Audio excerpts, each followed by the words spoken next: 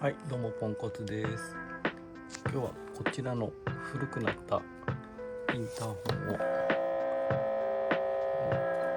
全然ダメなので新しいやつに変えたいと思います。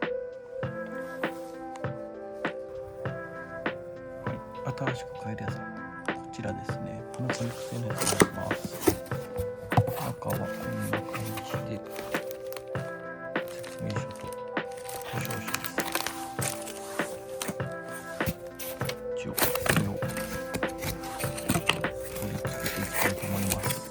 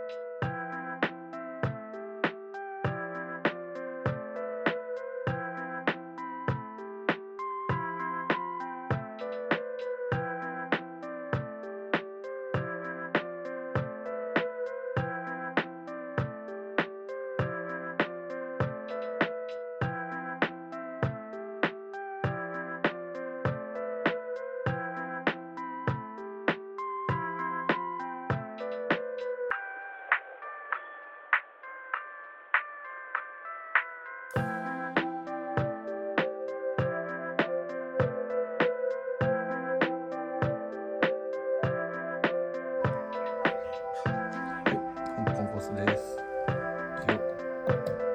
付け終わり